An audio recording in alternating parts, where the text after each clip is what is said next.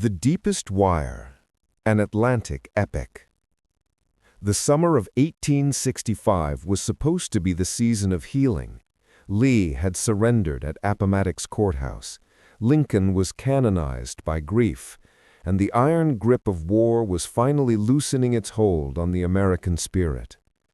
But for Elias Vance, a young, intensely cynical telegraph operator turned reluctant journalist, the silence was louder than any cannonade.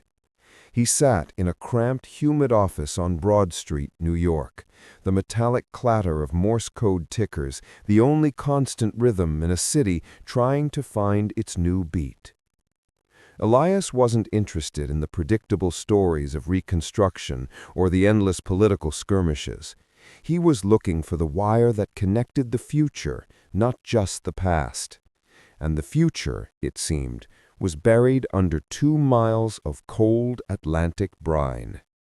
His source, Silas Thorne, was an eccentric, rail-thin engineer with a perpetual smell of burnt insulation and salt water clinging to his tweed coat.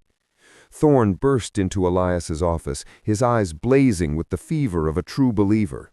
He didn't knock. He simply threw a newspaper clipping onto the desk, sending a half-eaten sandwich skittering to the floor. "Read it, Vance. Read the obituary of the 19th century's greatest blunder." The clipping was short, tucked away between reports of livestock prices and railway dividends. It was about the third failed attempt to lay a telegraph cable across the Atlantic. 3 years, millions of dollars, and the lives of several dedicated men had been lost.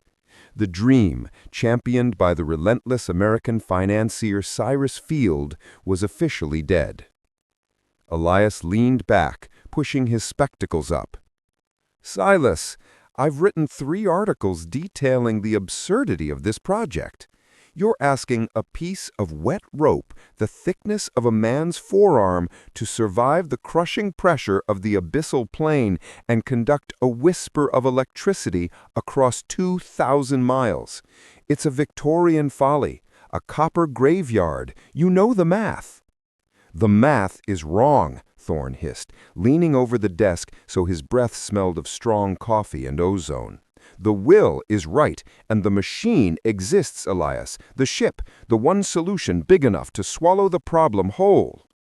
Thorne wasn't talking about a new steamer or a reinforced hull. He was talking about the Leviathan, a monstrosity of iron and canvas, the largest object ever built by man, a ship so vast it was rumored to have its own weather system. Built in London and initially named the Great Eastern, she was designed to transport thousands of passengers to India without refueling. She was a financial disaster, a mechanical white elephant. But she was the only vessel capable of storing the 2,300 nautical miles of new, custom-made cable, over 25,000 tons of it, that the Anglo-American consortium was quietly preparing to deploy. "They're not giving up, Elias," Thorne continued, his voice dropping to a conspiratorial whisper. "They're doubling down. They've chartered the Great Eastern, and they're loading it now at Sheerness. And this time, they have more than just copper and gutta-percha. They have a secret." "A secret?" Elias scoffed. "A new type of insulation? A better splice?" Thorne shook his head, looking around the room as if the walls had ears. "The code of the deep. They're using a system devised by Lord Kelvin himself, a reflecting galvanometer so sensitive it can read the faintest electrical twitch. But that's not the secret. The secret is the message that broke the last attempt, the one that caused the signal to degrade into nonsense just before the cable snapped." Elias, despite his cynicism, was hooked. The war had taught him that information was the true currency of the world, and controlling the wires meant controlling destiny. If London could talk to New York in minutes instead of weeks, the financial, political, and military landscape of the planet would be irrevocably altered. 2 weeks later, Elias stood on the docks of the River Thames, staring up at the sheer black cliffs of the Great Eastern's hull. She didn't look like a ship. She looked like a floating town, a massive, unpainted citadel of industry. The sheer audacity of the cable effort was breathtaking. The new cable, built to Kelvin specifications, was a marvel.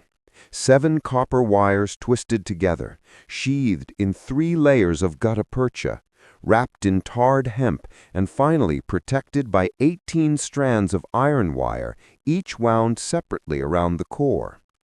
He was there not as a correspondent for the New York Tribune, but as a technical observer, a flimsy title Thorne had arranged.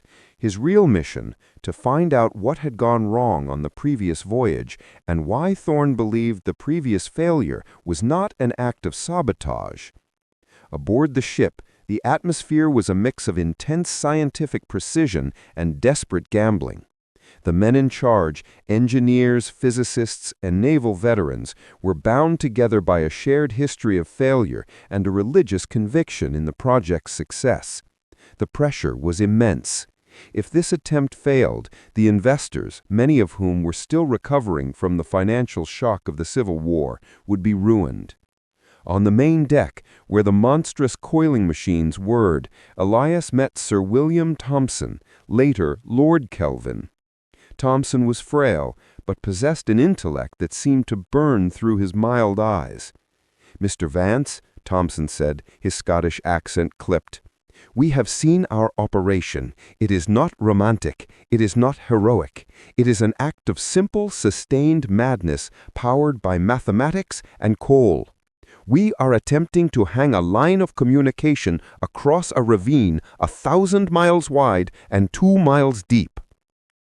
"With all due respect, Sir William, that ravine snapped your last line," Elias countered, watching the cable's vast dark snake slowly spool out of the hole. The testing room, once a sanctum of scientific rigor, became a tomb of tension. The faint clicking rhythm, the ghost signal, persisted, a relentless whisper of treason echoing through the copper heart of the Atlantic. "The signal must be intermittent," Thomson muttered, adjusting the oil lamp, illuminating the galvanometer scale. His frail hands were steady, his mind racing through the physics of underwater propagation. "They are likely using a low-power, concealed transmitter on a fixed schedule to conserve battery. The cable is merely a superior antenna, a vast conductive line amplifying the electromagnetic field." Elias leaned over the notepad, his hand trembling slightly as he listened to the ticks. He had spent his youth translating the chaotic drumbeat of the nation's wires, and this code felt like a ghost limb, familiar, chillingly personal. The cipher was a substitution variant of the Vigenère square, common in the first year of the war before better methods were adopted. The key, however, remained elusive. Stop, load, ship, treasure, hidden, rockall, Elias reread. These are high-frequency words, repeated for emphasis. They aren't the key, they're the distress signal. He began working backward, using frequency analysis and the known patterns of Confederate intelligence traffic. He needed a common phrase, a predictable preamble they might have used to begin the transmission. Suddenly, an idea sparked, rooted in the political paranoia of the defeated South. "Try Judas," Elias suggested, his voice hoarse. "The key must be political. They see themselves as betrayed. Try Judas, repeated." Thomson, skeptical but desperate, quickly applied the 5-letter key to the next sequence of garbled clicks. The results were still gibberish. "Try the only constant in their ideology, then," Elias insisted, pointing to the words load and ship. "Try the key cotton. It's their lifeblood, their war chest." Thomson began transcribing the decoded letters. C-O-T-T-O-N. C-O-T-T-O-N. The next sequence of clicks, filtered through the cotton key, suddenly snapped into stark, terrifying clarity.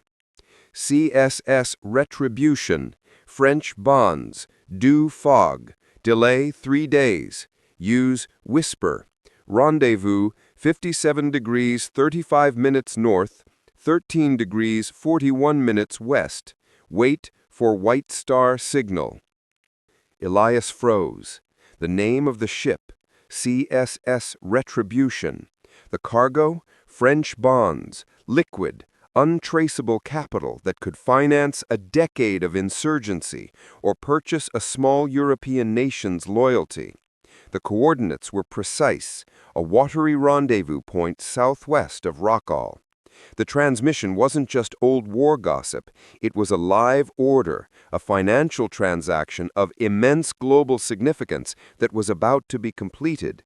The fate of the Union's tenuous peace was tied up in a half-sunk fortune.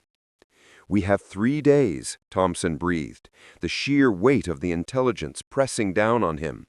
3 days before the CSS Retribution, or whatever European vessel is meeting it, finalizes the transfer. If that money reaches the right hands in Paris or London, the diplomatic fallout alone could fracture the reconstruction. The magnitude of the discovery instantly brought the threat of the spy into sharp focus. Who on board, among the engineers, financiers, or observers, might be feeding information to the Confederate remnant or their European backers? "We cannot trust anyone on this ship," Elias stated, sweeping his hand over the delicate instruments. "The financiers see only the cable.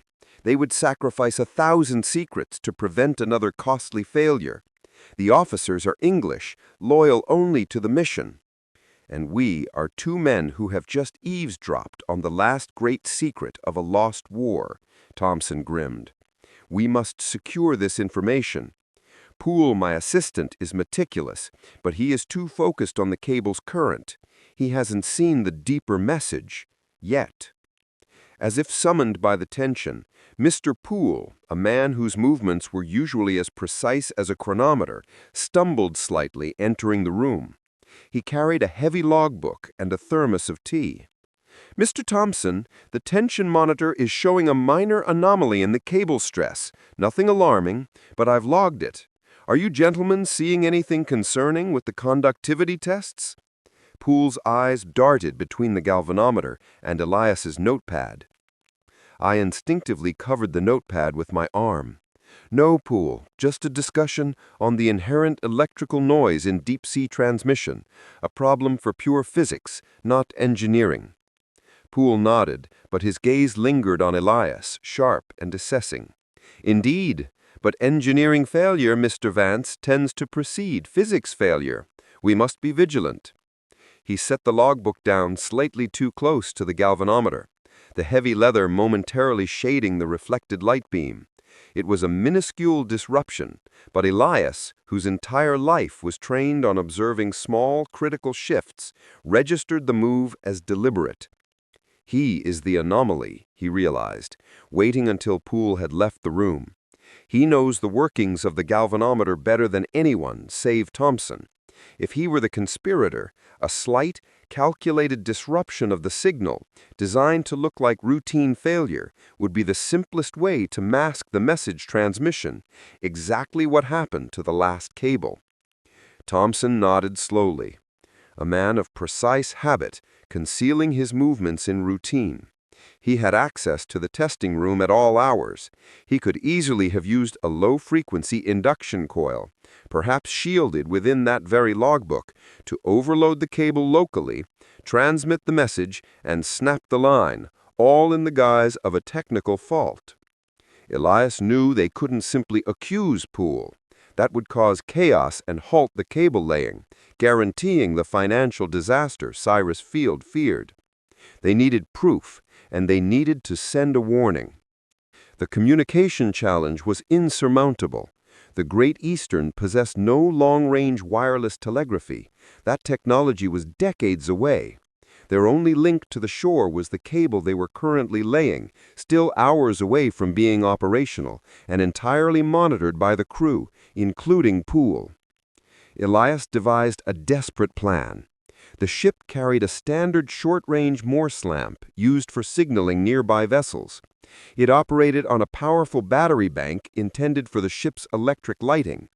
If Elias could create a makeshift relay, Perhaps he could use that power source to boost a message just far enough to be picked up by another passing vessel, or even the shore-based signal station at Valencia, Ireland, if they steered close enough.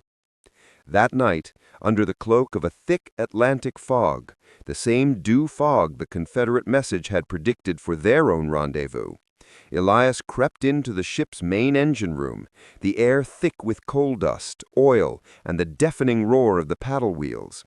He carried a small, heavily insulated coil of wire, a spare signal key, and a handful of complex diagrams scrawled by Thomson. He found the massive battery bank powering the signaling lamps.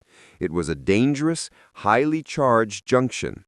The engineer overseeing the area, a hulking, taciturn man named O'Malley, was focused on monitoring the immense steam pressures. "I need to test the load on the forward battery array, O'Malley. Thomson wants to see if the dampness is affecting resistance. Just a moment's work." O'Malley grunted, barely looking up, his trust in Thomson overriding his suspicion of a civilian journalist in the heart of the ship's power. Elias worked with frantic, surgical precision. He bypassed the main switch, attaching his auxiliary key and the coil to the positive and negative terminals. He wasn't sending a light signal.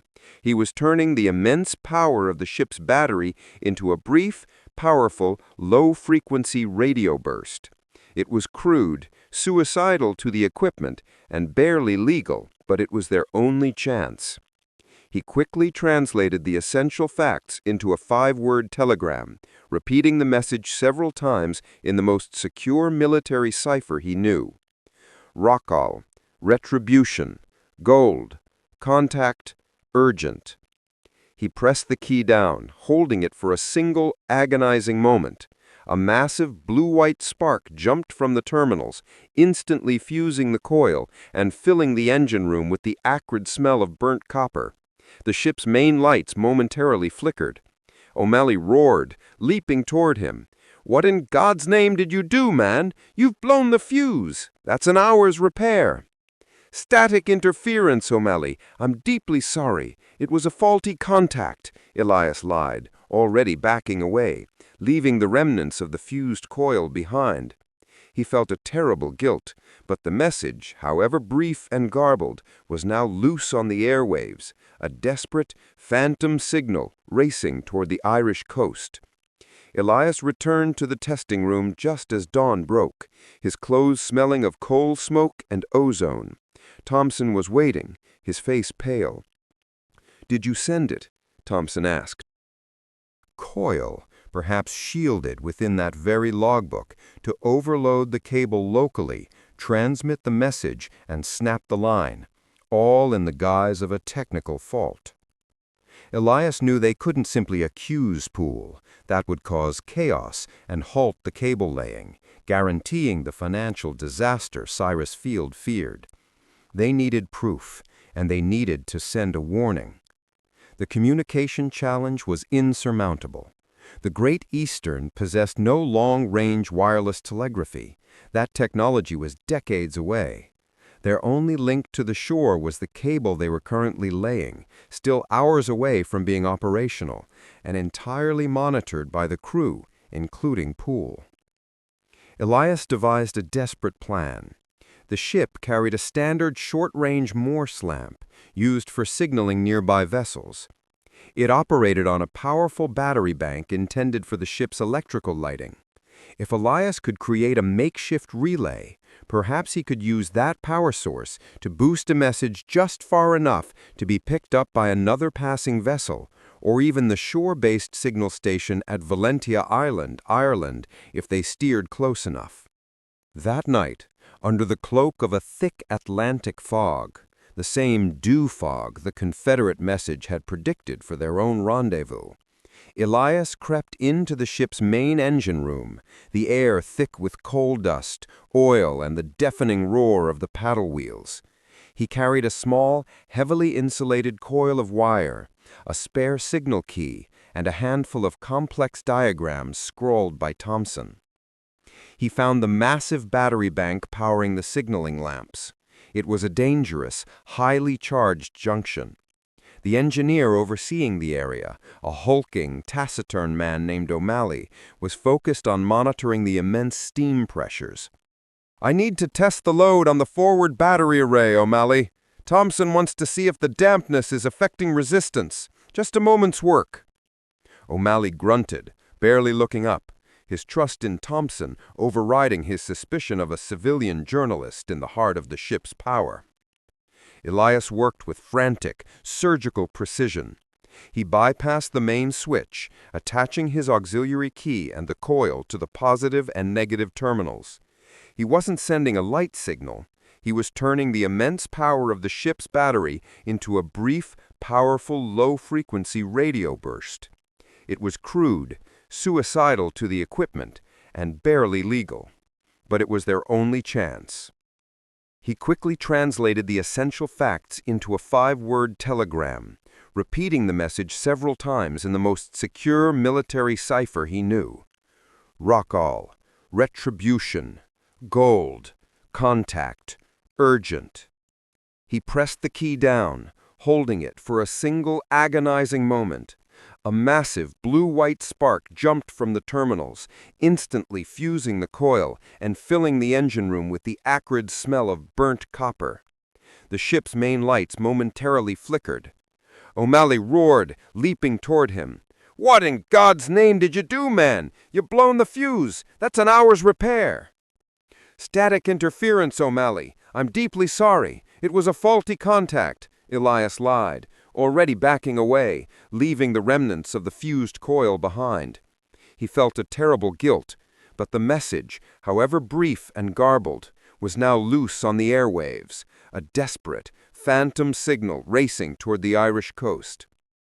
Elias returned to the testing room just as dawn broke, his clothes smelling of coal smoke and ozone. Thompson was waiting, his face pale. "Did you send it?" Thompson asked without preamble. "I did. A burst. Enough to get a telegraph station's attention, perhaps." "Good, because we have new developments. Poole was here while you were gone. He found a discrepancy in the current flow, a tiny, almost imperceptible drop, and he claimed it was the beginnings of another fracture. He's ordered the cable payout slowed." A false alarm to buy time, Elias realized. That is exactly it. Time for his accomplices to reach Rockall before anyone can interfere. He's stalling us. And that drop in current he reported, it wasn't a fracture. It was the energy you pulled from the main battery for your transmission. Elias felt a cold dread. Poole knew. He had monitored the ship's power grid, registered the faint drop, and correctly deduced that someone had attempted an unauthorized, powerful broadcast. He didn't report it as sabotage, Potardi said. He reported it as cable failure. He is hiding his knowledge in the anxiety of the project. Precisely. He is playing the long game.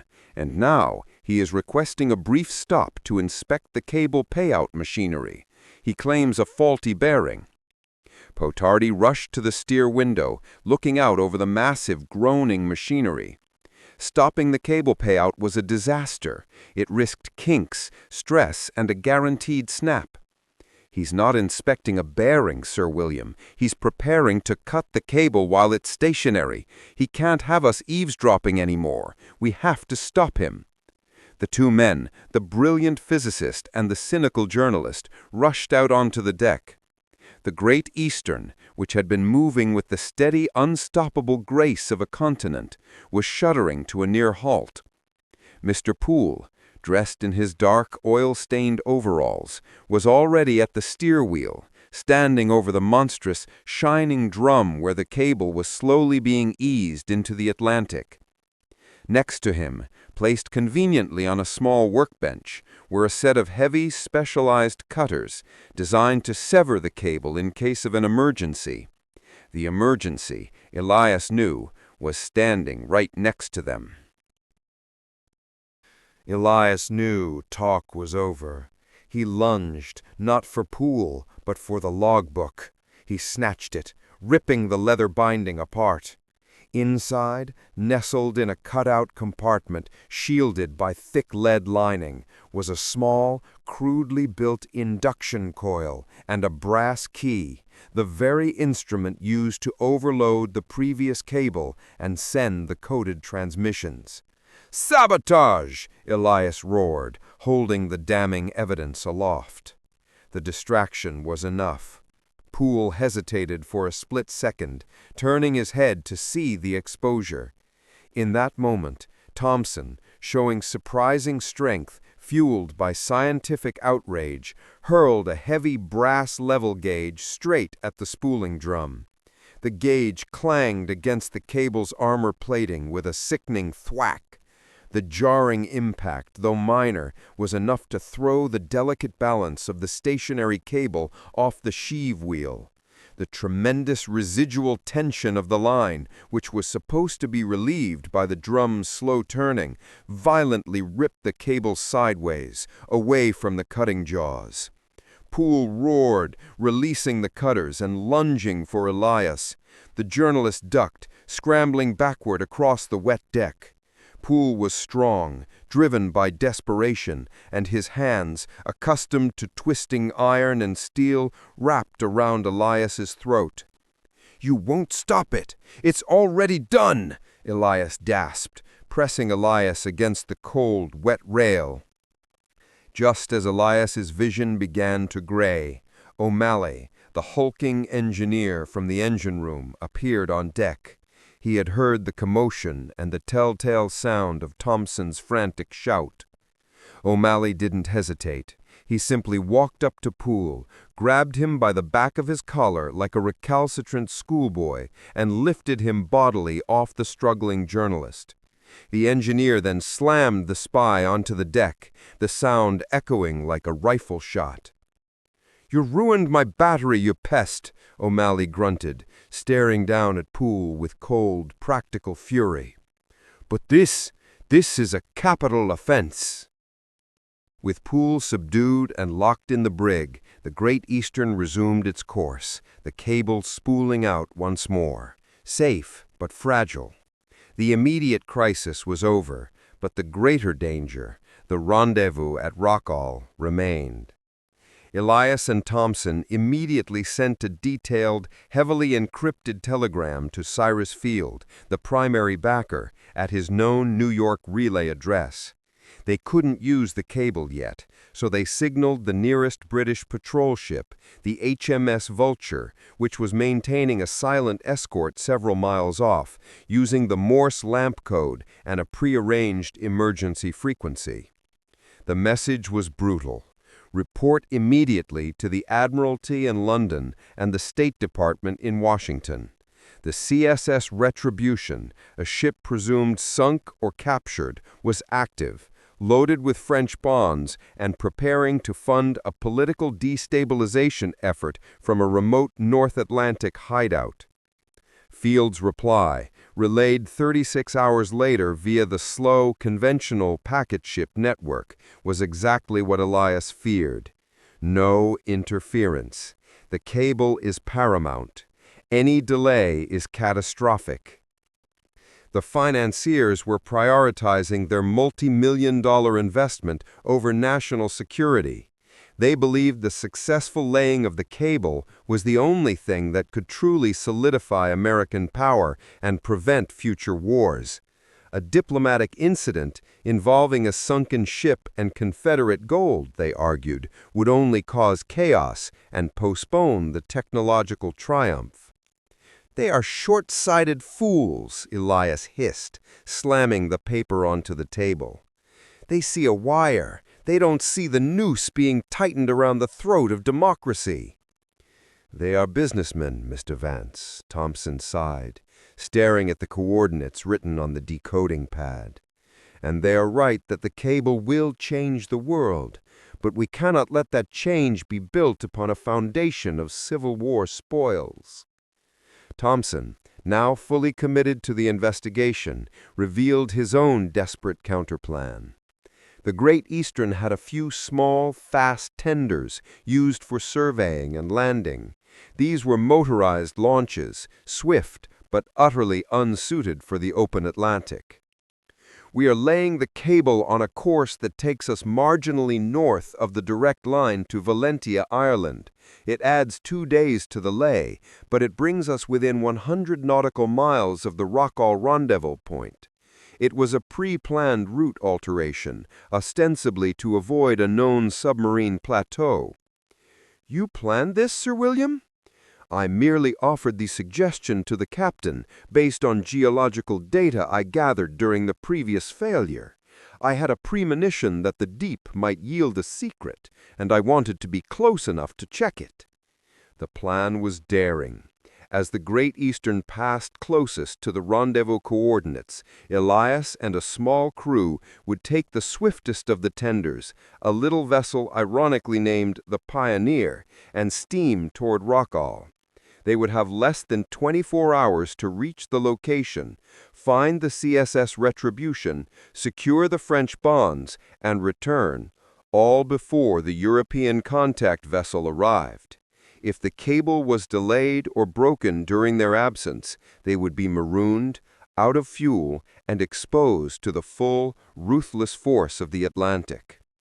"We need a crew, Sir William," Elias said, gathering his journalist's satchel, now repurposed for espionage. "And we need weapons. Confederate men won't hand over their war chest politely." Thompson pointed toward the door. "We have one, O'Malley. He is Irish, hates the English Admiralty, and now detests Poole. More importantly, he knows machinery, and can handle a heavy sea better than any sailor on this ship." The alliance was set. The cynical American journalist, the genius Scottish physicist, and the brute force of the Irish engineer. Their destination was 57 degrees 35 minutes north, 13 degrees 41 minutes west, a tiny, unforgiving spot on the map where the final deadly battle for the soul of the American Union was about to be fought, hidden by fog and the relentless roar of the Atlantic.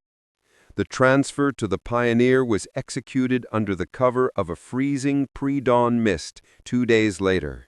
The Great Eastern, a Leviathan paused in the vastness of the water, lowered the tiny tender into the black water. O'Malley, his face set in grim lines, tested the sputtering motor. Elias, armed with a rusty naval pistol secured from the ship's ancient armory, carried only the decoded coordinates and a sack for the bombs. "You have 12 hours to reach the rendezvous, 6 hours to secure the cargo, and 12 hours for the return. If the rendezvous vessel is already there, you must disengage immediately, or you are lost. And if the cable snaps while we are gone, then you, Mr. Vance, will become the only living link to the greatest secret of the 19th century. Goodspeed." The Pioneer pulled away, a minute speck, consumed by the fog and the relentless swell of the ocean. Elias felt the true isolation of the deep Atlantic for the first time. The vastness of the water was matched only by the vastness of the conspiracy they were chasing. After 5 brutal hours of battling the waves, O'Malley throttled back the engine. "We should be close, Mr. Vance. That fog is thicker than blood pudding." Elias consulted the nautical compass, his fingers stiff with cold. "The coordinates are just ahead. Keep low. We're looking for the CSS Retribution or anything that remotely resembles a ship that hasn't sailed in 6 months." O'Malley cut the engine entirely. Silence descended, broken only by the sloshing of water against the hull. The fog was total, a white shroud that obliterated the horizon. They were floating blind. Suddenly, a faint, rhythmic sound cut through the mist, not an engine, but something metallic, repetitive, and deep, like the steady beat of a pump or perhaps a man hammering. O'Malley nudged Elias. "Listen, ahead. That's not a boat. That's a rock working against a boat." Elias squinted into the white veil. Then the fog shifted, pulling back like a theatrical curtain for just a few seconds. What Elias saw was not the grand Confederate warship of his imagination, but a wreck, a heavily armored semi-submerged blockade runner, its hull barnacled and listing dangerously. She was grounded on a shoal near the barely visible dark granite spike of Rockall. The CSS Retribution had not been secretly sailing. She was a maritime vault, deliberately scuttled and used as a temporary waterproof safe. And aboard the wreck, two figures were visible, working frantically. One was lowering a heavy canvas-clad bale over the side, presumably to be secured for the rendezvous. The other, clad in oilskins,